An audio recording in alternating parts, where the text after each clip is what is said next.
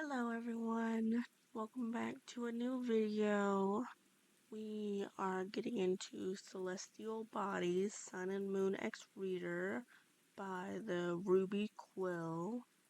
This is on Wattpad. We thank you all so much for watching this video and for clicking on it and for joining me today. I hope you guys enjoy this series. We are on chapter 7, Locked In. You see Isaac waiting by the entrance door as you walk into the lobby. You clock out and walk up to him. You make sure to pull up your top, but more around your neck, hoping he doesn't see the hickey sitting at the croak.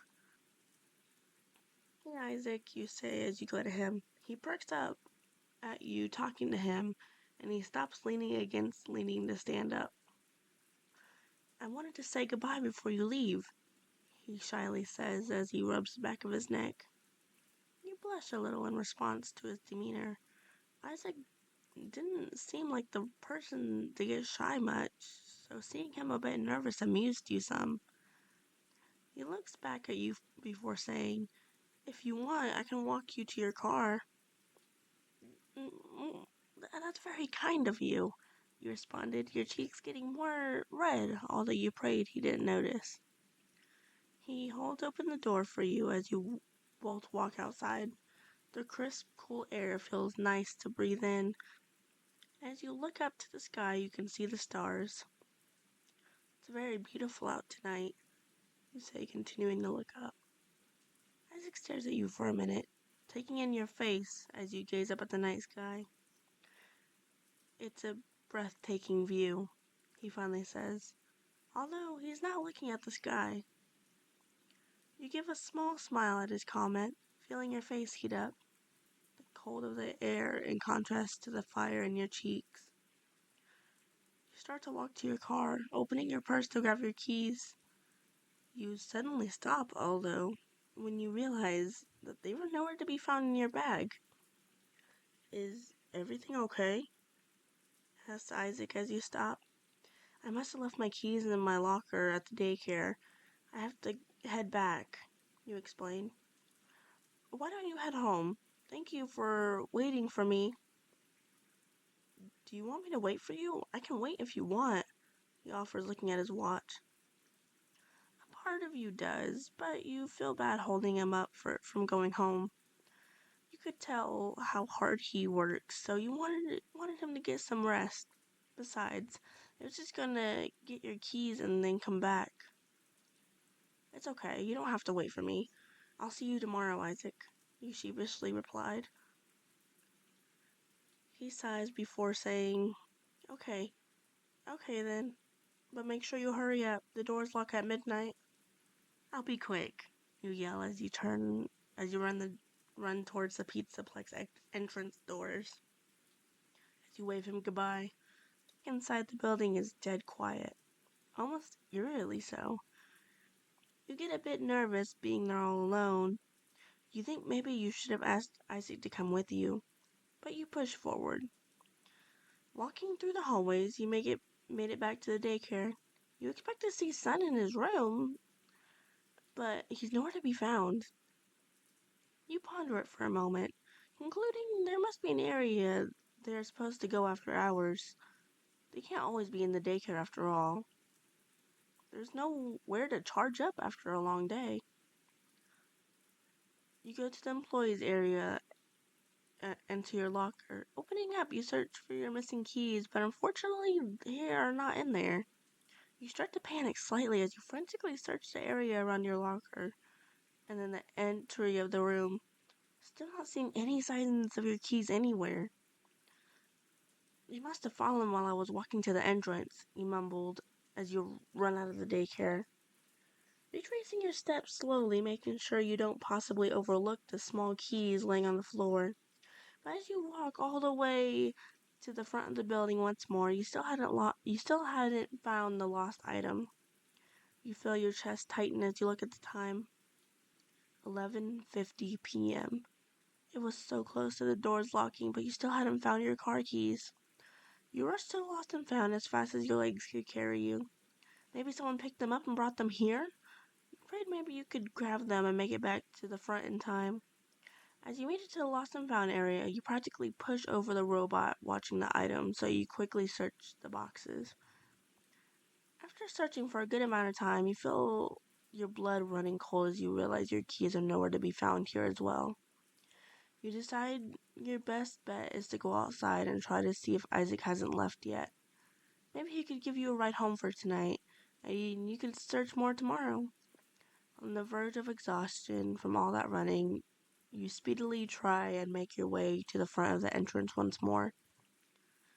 Just as you made it to the main lobby, the same voice from the rock show starts speaking over the intercom. Freddy Fazbear's Mega Pizzaplex is now closed. Initiating nighttime protocols, they say. No, no, no, I'm still in here, you yell as the shutter comes down from the doors. You bang on the metal for a few minutes, hoping Isaac might hear you and come back. Although, unfortunately, as the few minutes passed, nobody came. Well, this is just perfect, you grumbled as you feel exhausted, leaning against the metal shutters. You sigh loudly as you think about your predicament. You slide down and sit on the floor. You close your eyes for a minute as you take in the moment to catch your breath. There's no sound in the lobby as you sit there. It felt strange to know you were in the building all alone. At that moment, you remembered your first day on the job. Vanessa, you say underneath your breath in excitement. Surely the nighttime security guard would be able to help you escape, although you had no idea where the vast building where she could be at. You weren't really sure where to look for her either, as you weren't familiar with the layout of the place yet. Your thoughts are broken by a loud growl coming from your stomach. You didn't have time for breakfast this morning, and you never ate anything on your break. You felt extremely hungry. Maybe I'll find her in the auditorium, you say to yourself, and maybe find a snack as well. You get off the floor and start making your way there, making sure to keep an eye out for Vanessa on the way there. Soon you get to a large room and scan the room for the night shift security guard. You don't find her, although anywhere. She must be in another part of the building. You go up the escalator and walk into the food stall called El Chips. You might as well grab a bite to eat in the meantime. You walk over to the counter and see there's still some food on the counter to make things of nachos. You put together something for yourself and sit at one of the tables in the restaurants. The fake cheese is almost unbearable once again, but you're too hungry not to eat it. As you gulp down the food, you start to hear a commotion from below. You get up and peer over the railing to see what is happening. On the floor below you, you see Monty angrily smashing one of the cleaning bots. That stupid bear! I can't stand him, he growls as he continually steps on the broken bot. You get a little scared of the sight, Monty's anger absolutely radiating off of him. You find yourself holding your breath as you stare at the scene. Soon, though, you're snapped out of your trance as you see Monty look up and lock eyes with you. He still has a pissed off expression as he's still high on his anger, but looks at you inquisitively. You instantly back away from the railing and start to run to one of the employees' only halls. Where are you going, little lady? You hear from below as you run for your life. Just as you make it to one of the doors to the hallway, you hear a loud thud from behind you and see Monty has jumped to your floor. You frantically scan your badge and open the door. As you turn around to quickly close it, Monty walking towards you. What you doing here at this hour? He says in almost a growl as he smirks. You close the door and rush down the hallway, not daring to turn back. You keep running until you feel like you can't anymore, catching your breath as you come to a familiar part of the building. The catwalk where the slide entrance is to the daycare. You don't have time to take in your surroundings as you hear the sound of nails scraping a wall nearby. Little lady, you hear cooed in the not-so-distance. Gasping for air, you jump down the slide, desperate for the safety of the daycare. Surely Monty wouldn't follow you in there. Or at least maybe Son could protect you from him if he does. You crash into the ball pit as you exit the slide. You hear a growl come from the top of the catwalk. But then soon the sound of heavy footsteps walk away. You take a sigh of relief as you can finally catch your breath. You don't move for a solid 5 minutes as you rest from the intense encounter.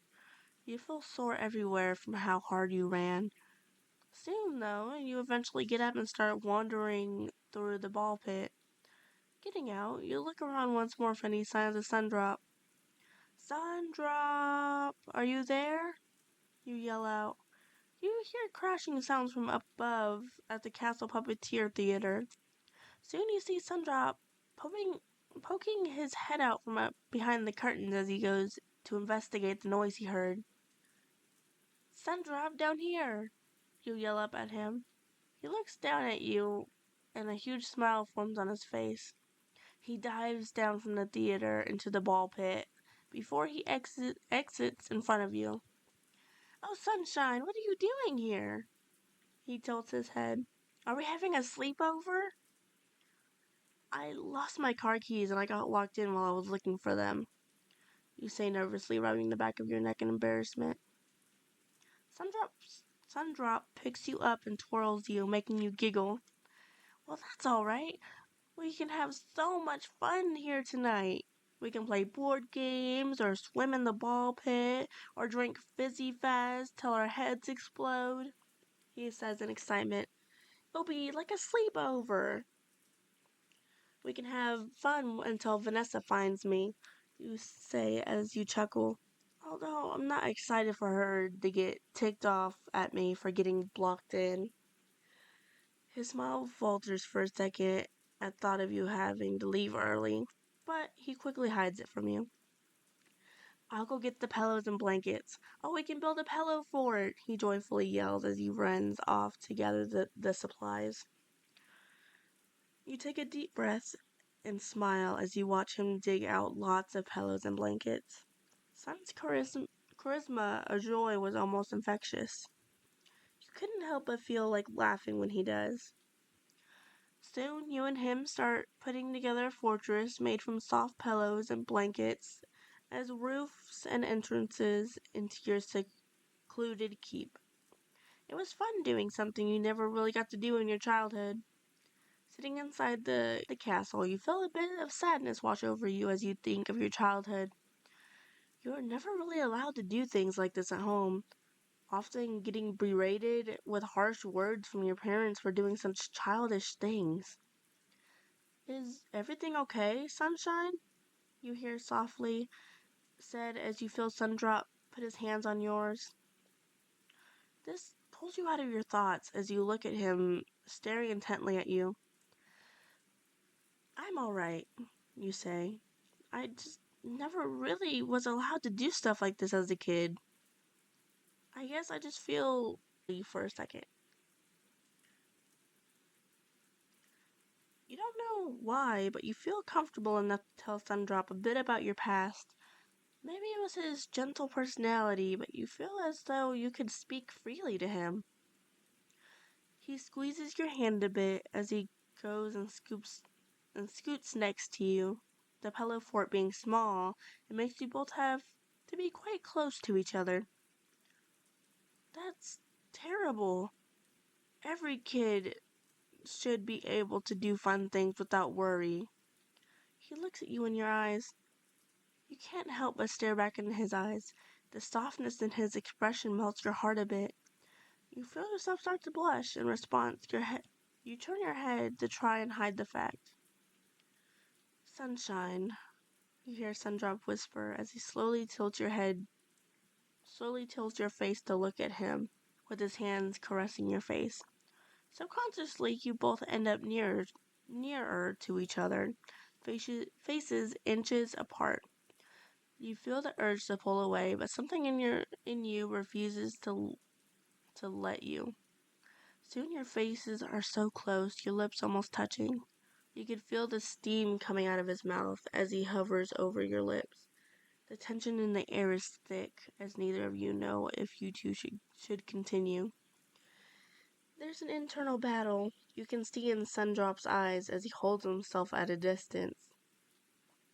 You feel hot as your own internal battle takes place on what to do. Son, you whisper, almost with a longing in your voice. You subconsciously let out. This seems to be the final straw for Sundrop, as he then passionately presses his lips to yours. The urge to pull away gets stronger, but the part of you that longs for Sun's lips is overpowering it. You lean into the kiss as the two of you lovingly continue to put your mouths together. The only thing that stops you is the need to breathe as you pull away from him and take deep breaths.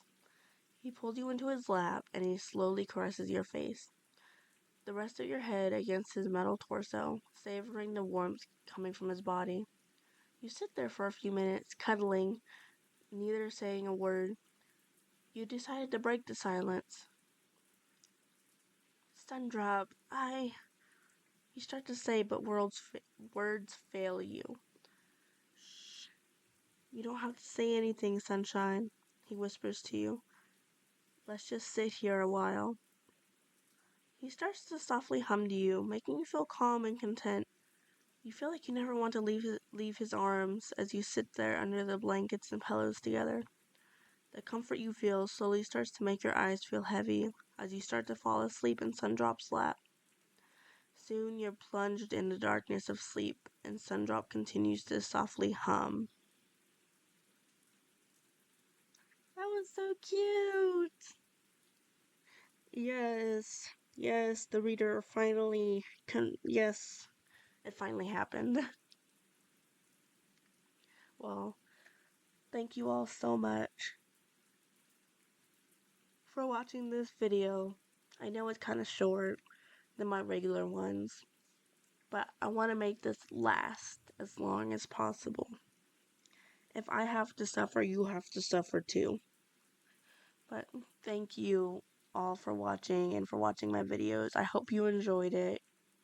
I'm a little bit tired, so that's why I'm not as energetic as normally. But thank you all for watching. I hope you all enjoyed this. And please like, subscribe, and hit the bell notifications for more.